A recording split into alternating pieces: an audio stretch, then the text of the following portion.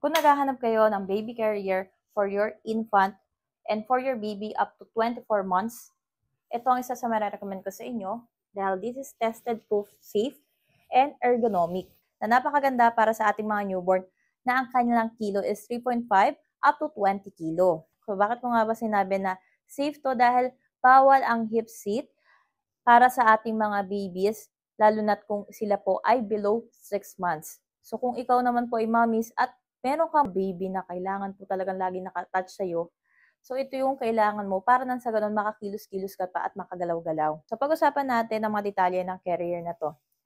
So dito sa may bandang ditong part, dito natin inilalagay ang binte ng ating baby. So pwede nyo siyang i-adjust. So in-adjust ko siya ngayon dahil nga newborn pa yung baby ko and siya ay 5.5 kilo, pa 6 kilo na siya. So kung sakali naman pong kailangan ninyo na mas malaki, ito, meron siyang adjustment dyan. And dito naman sa part na to, kung gusto nyo pong ibaba to, pwedeng-pwede.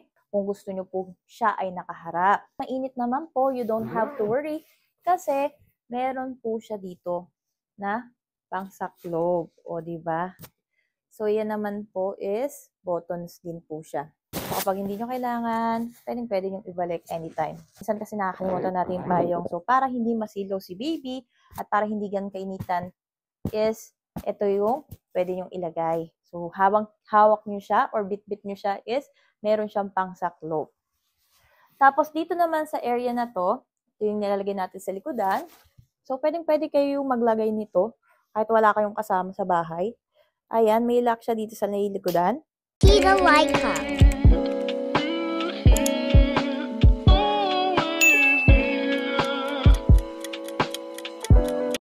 So, syempre, bago nyo to gamitin is kailangan i-adjust nyo muna sa kapasidad ng inyong babies and ikaw din, mommies, kailangan komportable ka din kung sino man po yung mahawak sa inyong anak.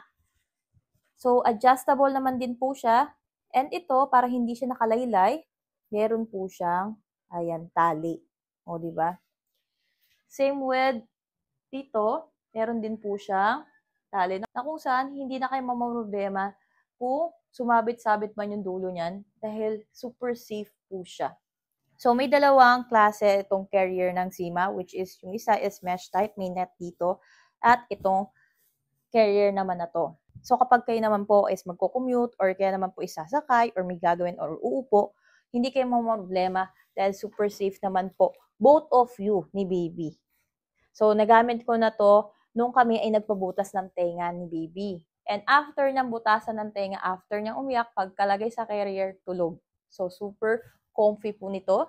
And, paalala ko lamang po kung ito po ay gagamitin ninyo, meron din naman po mga guidelines at paalala dito mismo sa may carrier na to. Ayan. Basahin nyo lamang po ito at unawain na kung saan kung kayo po ay maglalagay or ilalagay nyo po si baby sa carrier na to ay maging maingat po kayo at i-adjust nyo po ha na hindi po sila nasusuffocate. So kapag maglalagay kayo ng carrier, uunahin nyo tong part na to sa may ilalim ng dibdib ninyo. Tapos, sabay ilalagay nyo si baby and iaayos nyo yung kanyang paa dito sa may gilid na to. Kabilang gilid, tsaka nyo igaganon. Okay? So, hindi ko may sample si baby dahil tulog. Ayoko nang istorbohin pa yung anak ko. Pero kanina ginamit ko to nung nag-aasikaso ako ng panligo niya. Dahil nga pag siya igising, kailangan na hawak-hawak mo rin siya. May time na gusto niya talaga na naka-attach sa'yo. So, may mga babies talaga na gano'n na gusto nila na naka-attach sa kanilang mommies or sa kanilang mga daddies. Super clingy. Diba? Kaya namin natin yung mga ganitong sandali kasi hindi sila laging bata. Kaya kung kayo po ay may mga anak na gano'n, magandang gumamit kayo ng carrier even though na hindi kayo lalabas. Kahit sa loob ng bahay ay maaaring gamitin nyo to. Very useful and comfy. So matagal-tagal pa rin naman natin ito mapapakinabangan at magagamit dahil maaari nating isakay si baby dito up to 24 months or up to 20 kilogram. So if you wanted this item, you can visit my basket, guys.